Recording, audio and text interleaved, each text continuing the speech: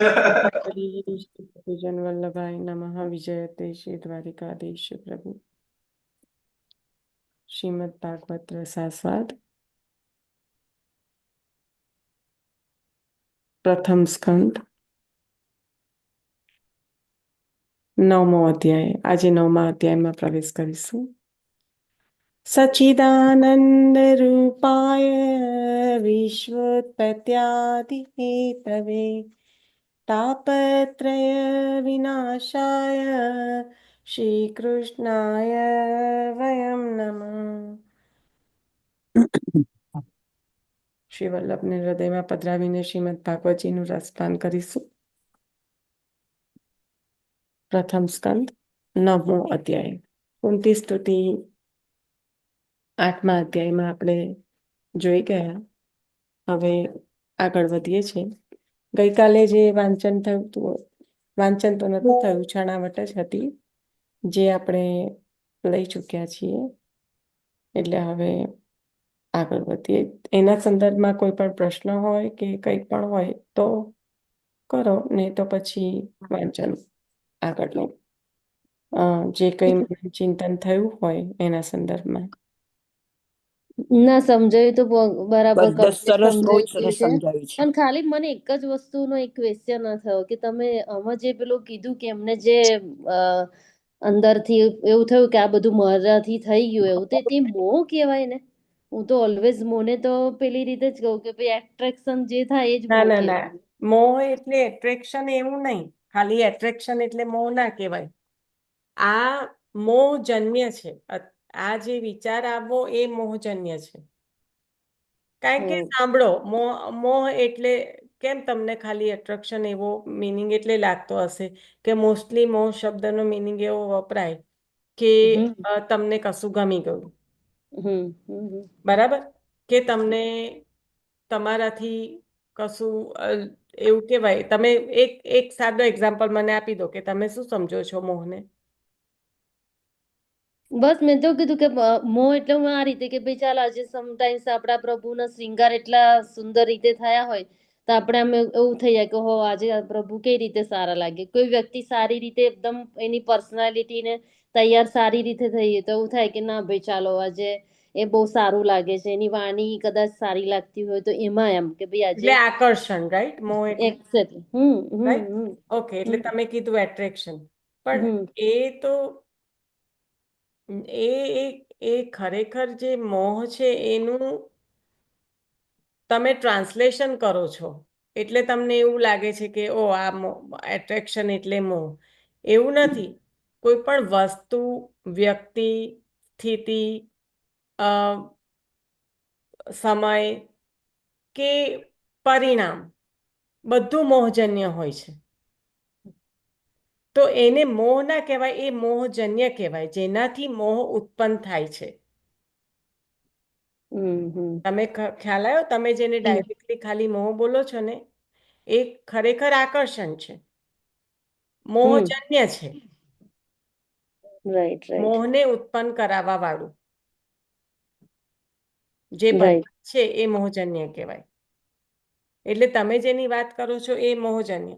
અહીંયા જે યુધિષ્ઠિરને મોહ થયો એ કઈ રીતે કે છે કે અહમતા ને મમતા એ મોહ છે. અહમતા ને મમતામાં શું છુપાયેલું છે? હું અને મારું. મારું. રાઈટ? એ મોહ છે. રાઈટ. પેલું તમે જે કહો છો એ મોહજન્ય છે કે જેના દ્વારા મોહ ઉત્પન્ન થઈ શકે છે.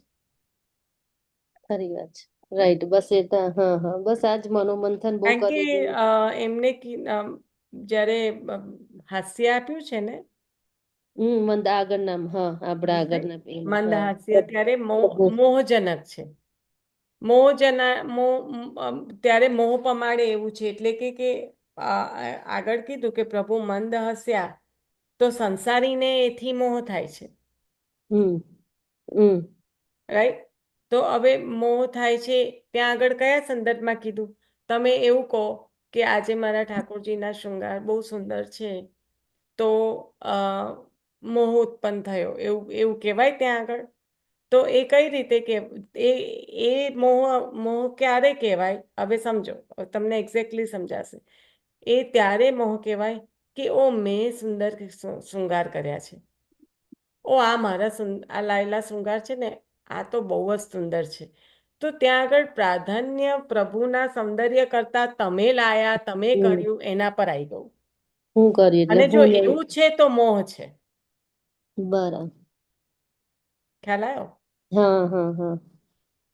તો પ્રાયોરિટીમાં અગર તમે છો તો નિશા, નિશા પ્રભુનું એક નામ છે મોહન, જે બધાના મન મોહે તે મોહન.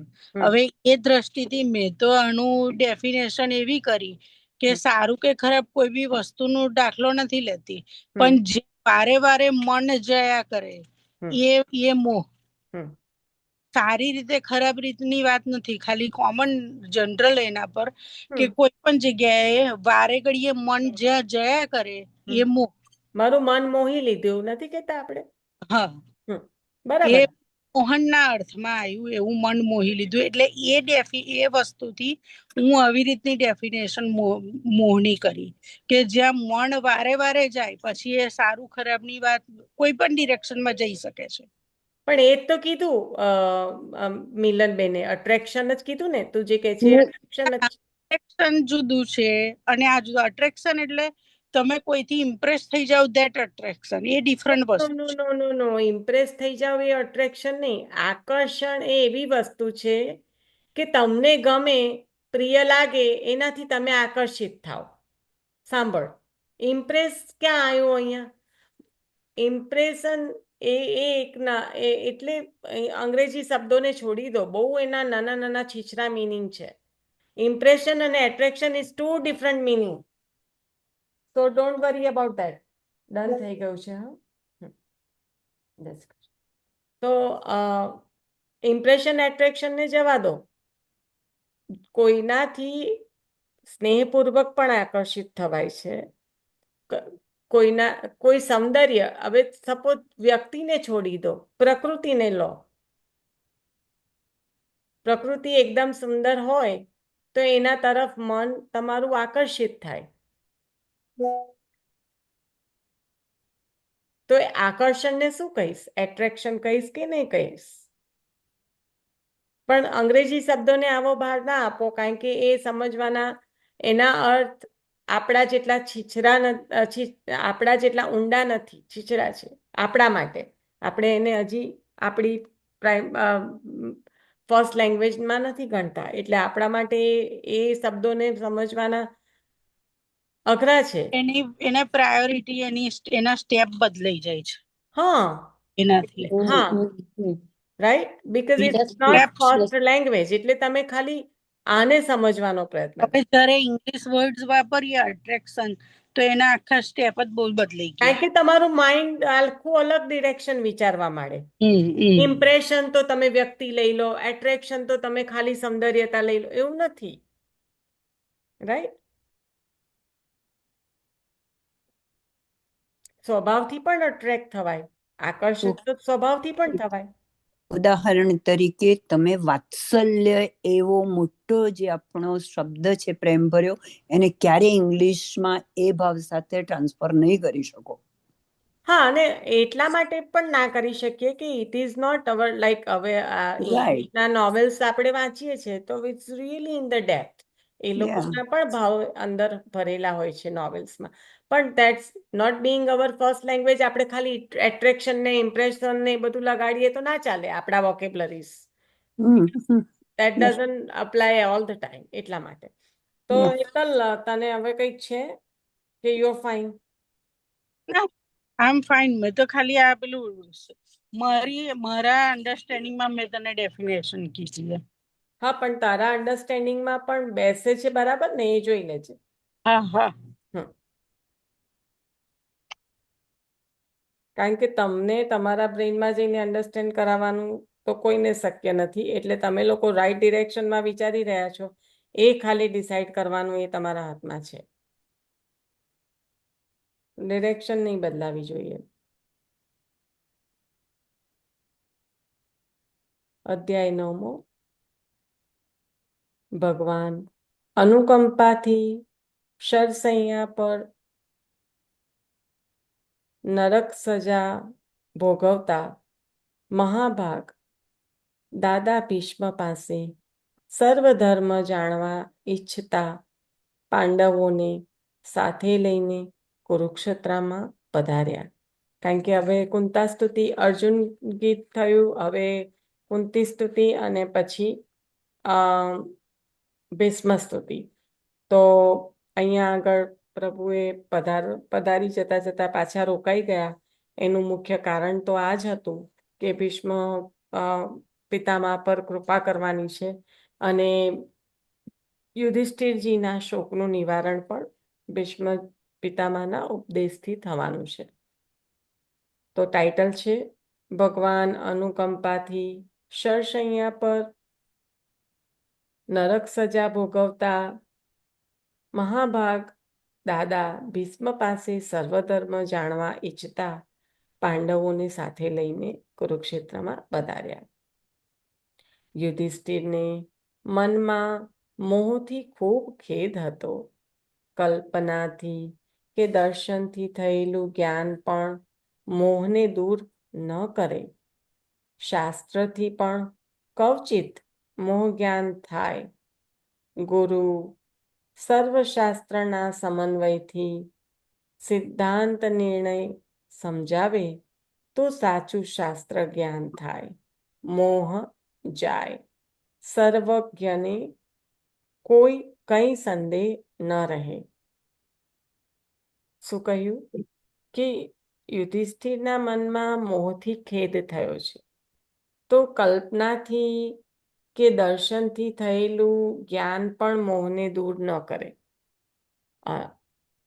અનુમાનથી એટલે કલ્પના એટલે કે પોતાની દ્રષ્ટિએ જે કંઈ અનુમાન દ્વારા જે વિચાર્યું હોય એ, અથવા તો જેનું દર્શન કર્યું હોય, કાં તો વિઝ્યુઅલાઇઝ કર્યું હોય પોતાના ઇનસાઇડ મનથી, એટલે એને કલ્પના કહેવાય. કાં તો સાક્ષાત દ્રશ્યમાન કર્યું હોય, તો એ દર્શન થયેલું જ્ઞાન પણ મોહને દૂર નથી કરતું.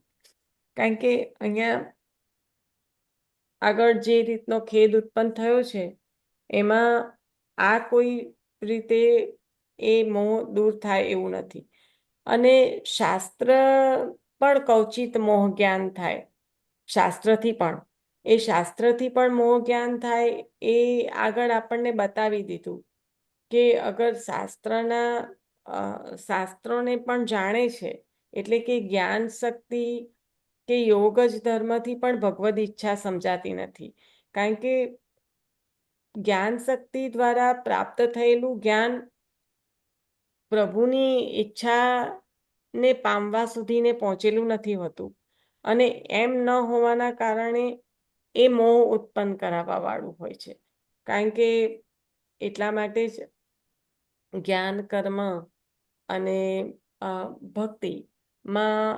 ભક્તિને કેમ આટલું બધું ઉત્તમ સ્થાન આપવામાં આવ્યું છે.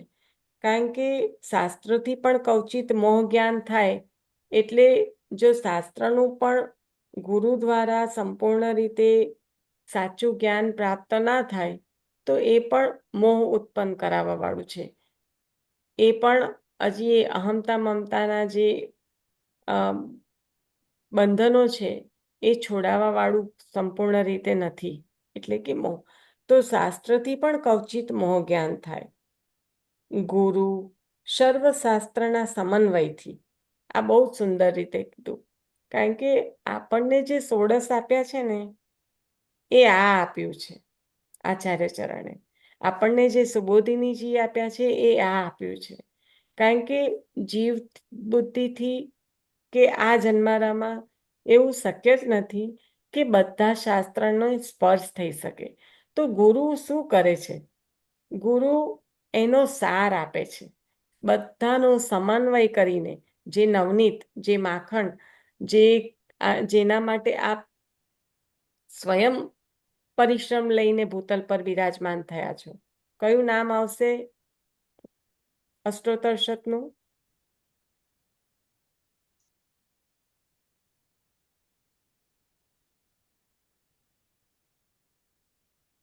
ગુરુવે મોહનાય નમઃ તે ના, આ નવનીત પ્રાપ્ત કરાવડાવ્યું એ કયું નામ?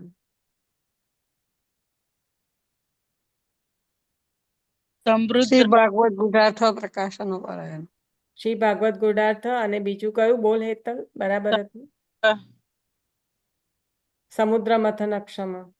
સમય તો આ બધું સર્વશાસ્ત્રના સમન્વયથી સિદ્ધાંત નિર્ણય જે સમજાવે તો સાચું શાસ્ત્ર જ્ઞાન થાય અને ત્યારે મોહ જાય.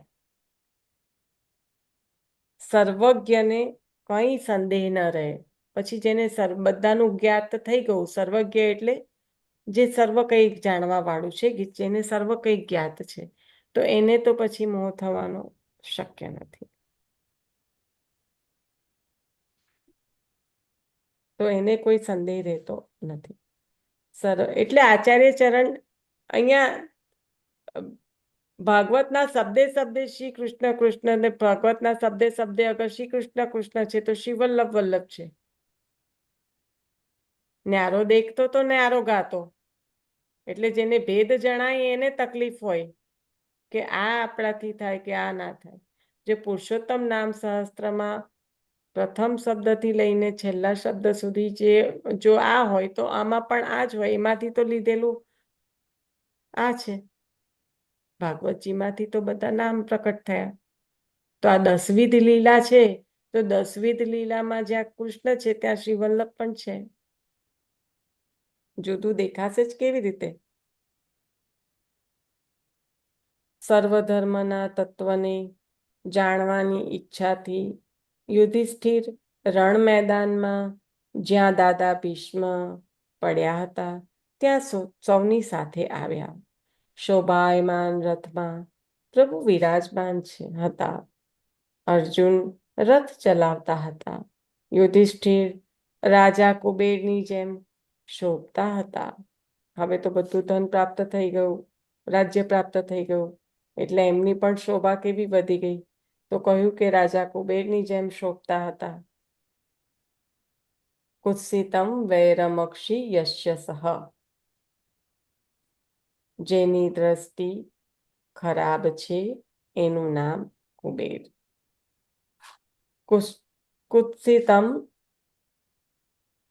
કુત્સિતમ વૈરમ અક્ષી યશ્ય સહ.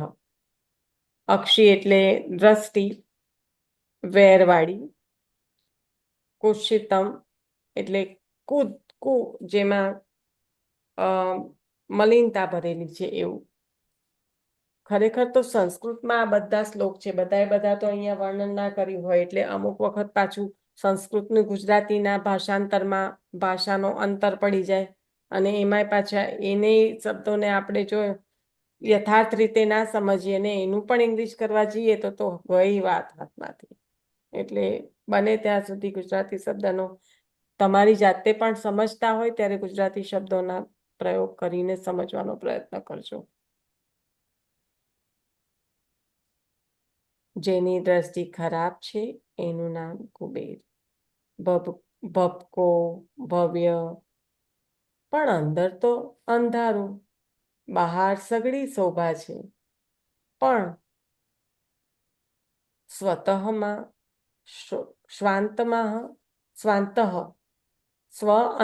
સ્વાંત એટલે તો કે અંદર તો શોક છે. પાંડવોએ દાદાને વંદન કર્યા, કૃષ્ણે પણ વંદન કર્યા, લોક વ્યવહાર કર્યો. દાદાએ ચક્રધારીના દર્શન કર્યા. પ્રાણહારક અદ્ભુત કર્મ કરનારું સ્વરૂપ સમજાયું. નિગ્રહ કરનારું ચક્ર અને અનુગ્રહ કરનારો ચક્ર દળ બંને દાદાના હૈયાને હલાવી મૂકતા હતા. રોમ રોમ પરોવાયેલા તીક્ષ્ણ તીરની વસમી વ્યથા વિસરી ગયા. પ્રભુના દર્શનથી બધી વ્યથા દૂર થાય એ અહીંયા આગળ ભીષ્મ પિતામાં જે અહીંયા આગળ સ્થિતિ છે કે જેના રોમ રોમ તીક્ષ્ણ તીરમાં પરોવાયેલા છે તો કેવી વસમી વ્યથા હોય પણ એ સર્વ કંઈ પ્રભુના દર્શનથી ભૂલી ગયા છે.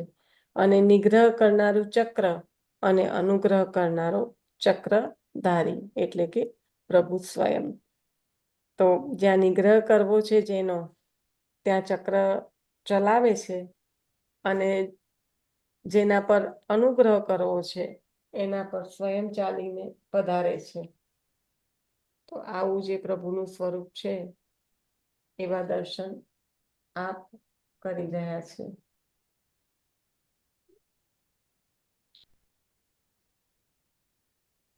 ભીષ્મ દાદા દેવવ્રત બાણ સૈયા પર પડ્યા છે. એ તો નરકની સજા છે, પણ ભગવાનનો દ્રોહ કરે તો એને નરકની સજા ભોગવવી પડે છે. ભીષ્મે ભક્ત પાંડવોનો અપરાધ કર્યો છે. ભક્તોનો અપરાધ કરે એ ભગવાનનો દ્રોહ છે. પરિણામે બાણ સૈયા પર નરકની સજા ભોગવી રહ્યા છે. આવા અપરાધીનો પણ ઉદ્ધાર ભગવાન કૃષ્ણ કરે છે. કલ્યાણ કલ્પતરુ કૃષ્ણ સામે ચાલીને આવ્યા છે. ભીષ્મ ગૂઢ તત્વ કહેશે તેમ જાણીને સર્વજ્ઞ ઋષિઓ પણ પધાર્યા. સાત્વિક રજસ તમસ સૌ આવ્યા છે. મુનિવરો પોતાની સાથે પોતાના શિષ્યોને લાવ્યા. દેહ ઇન્દ્રિયાદિ સ્વસ્થ હોય ત્યારે તો ધર્મ કદાચ સચવાય, પણ વિકલ દશામાં ધર્માચરણ વિસરી જાય, શિથિલ થઈ જાય. ધર્મનિષ્ઠાની પરીક્ષા ત્યારે થાય. ઋષિઓ ભીષ્મની ધર્મનિષ્ઠા પણ જોવા આવ્યા છે. જ્યાં વિદ્વાનોની ઉપસ્થિતિ નહીં, એનું નામ સભા નહીં, તેમાં શોભા પણ નહીં. આજે ધર્મ સભા મળી. ભીષ્મે દેશ કાળને અનુસરીને નેત્ર દ્વારા, વાણી દ્વારા અને પેમાશ્રો દ્વારા યથોચિત સૌનું સ્વાગત કર્યું. જેટલું ઉચિત છે એટલું એ પ્રમાણે બધાનું સ્વાગત ભીષ્મે કર્યું છે. ભીષ્મ મહાભાગ છે. ધર્મ, જ્ઞાન વગેરેના સમૂહરૂપ ભાગ છે. એ મહાભાગ તેમને મળ્યો છે. અંતકાલે પવિત્ર પુરુષો અને પ્રભુ પોતે પધાર્યા, તેથી મહાભાગ. જેનો અંતકાળ છે એને પ્રભુના દર્શન અને પવિત્ર પુરુષો અનેક ઋષિઓ પધાર્યા. પાંડવો જે ભક્તો છે એ પધાર્યા. તો આવી જે ધર્મસભા ત્યાં આગળ ધર્મસભાનું જે નિર્માણ થયું કે જેમાં ઋષિઓ પોતાના શિષ્યો સાથે લઈને કેમ આવ્યા, તો કહ્યું કે કંઈક પ્રાપ્ત થશે. ગૂઢ તત્વ જે રહસ્ય યોગથી તપથી પણ નથી જાણી શકાતું, એવું ગૂઢ રહસ્ય, એવું ગૂઢ તત્વ ભીષ્મ પિતામહ પાસેથી પ્રાપ્ત થશે. એટલે જે જ્ઞાની પણ છે, જે ભક્ત પણ છે, પ્રભુ સ્વયં પણ આ ભીષ્મ પિતામહ પાસે પધાર્યા છે.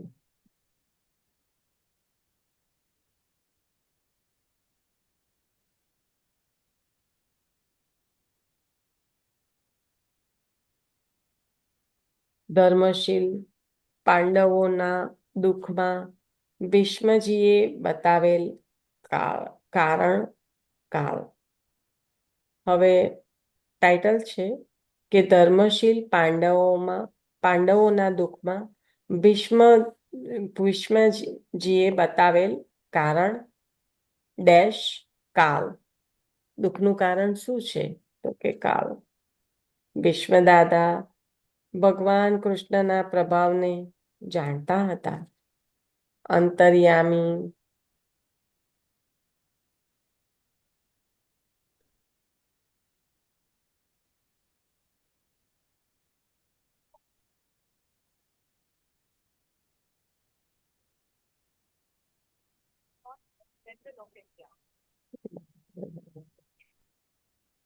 લોકોને કેટલાક ખડાવું છું તોય સુધરતા નથી.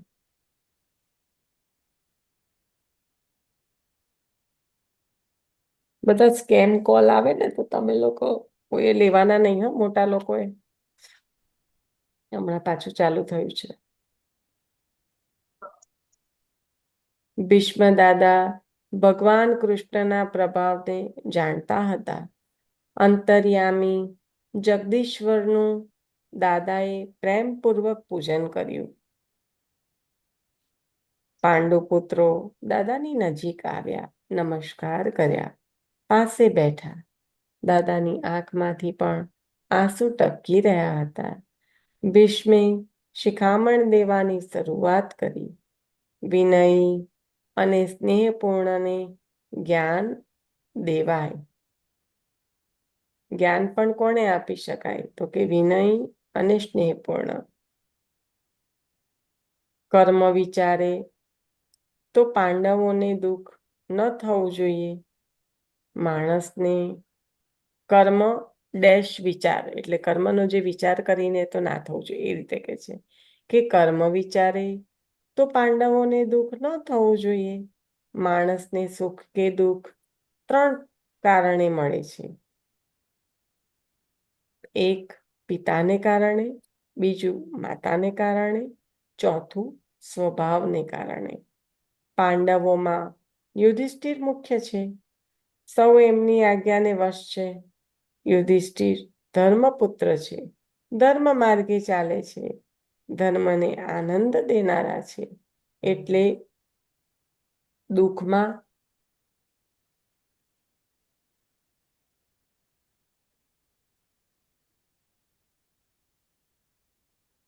ધર્મને આનંદ દેનારા છે, એટલે દુઃખમાં પિતાનો દોષ નથી.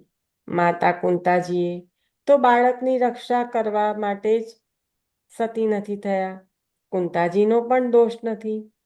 ધર્મનું આચરણ પાંડવોએ કર્યું છે, એટલે સ્વભાવનો પણ દોષ નથી. સ્વભાવ દુષ્ટ હોય તે 3 રીતે ધર્મનો આશ્રય ન કરે. ધર્મ 3 પ્રકારનો છે: નીતિ સંગત, સ્વભાવ શુદ્ધ અને ઈશ્વર સંબંધી. આ ત્રિવિધ. ફરી બોલતો હોય ને એવું. 1 મિનિટ. ધર્મ 3 પ્રકારનો છે: નીતિ સંગત, સ્વભાવ શુદ્ધ અને ઈશ્વર સંબંધી. આ ત્રિવિધ ધર્મ વિપ્ર ધર્મ કે ભગવાનના આશ્રયથી આવે છે. આ ત્રિવિધ ધર્મ કેવી રીતે આવે છે? તો વિપ્ર ધર્મ કે ભગવાનના આશ્રયથી. વિપ્રનો આશ્રય આચાર શુદ્ધિનું સંપાદન કરે છે. નીતિ સંગત ધર્મ માર્ગે તે ચલાવે છે. ધર્મનો આશ્રય સ્વાભાવિક શુદ્ધિ આપે છે. કુમાર્ગે ક્યારેય તે ન જવા દે. ભગવાનનો આશ્રય ભગવત સંબંધી ધર્મ સ્ફુરાવે છે, ભગવાનને મેળવી આપે છે. પાંડવોએ આ ત્રણેયનો આશ્રય કર્યો છે. પાંડવોમાં 3માંથી કોઈ દોષ નથી. ધર્મ માર્ગમાં આ સુખ દુઃખની વ્યવસ્થા છે. છતાં દુઃખ આવ્યું છે, એ કાલનું કારણ છે એમ દાદાને લાગે છે. કાલનું કારણ બતાવ્યું કે આ જે કંઈ દુઃખ છે, દુઃખનું કારણ કાલ છે.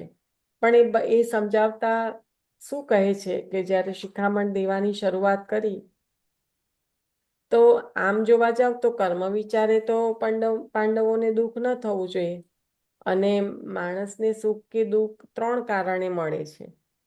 પહેલું પિતાના કારણે, બીજું માતાના કારણે અને ત્રીજું પોતાના સ્વયંના સ્વભાવના કારણે.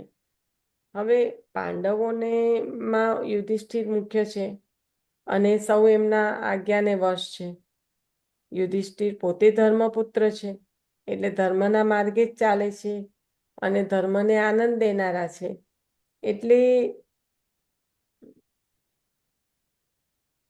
દુઃખમાં પિતાનો દોષ નથી, માતાનો તો છે જ નહીં. માતા તો સ્વયં પોતાનો ધર્મ બાજુ પર મૂક્યો સતી થવાનો, અને બાળકોની રક્ષા કરવા માટે સતી પણ નથી થયા, એટલે એમનો પણ દોષ નથી. ધર્મનું આચરણ તો સૌએ કોઈએ કર્યું છે, પાંડવોએ, એટલે ધર્મનું આચરણ કરે એટલે સ્વભાવનો દોષ પણ ન નડે, એટલે સ્વભાવનો પણ દોષ નથી.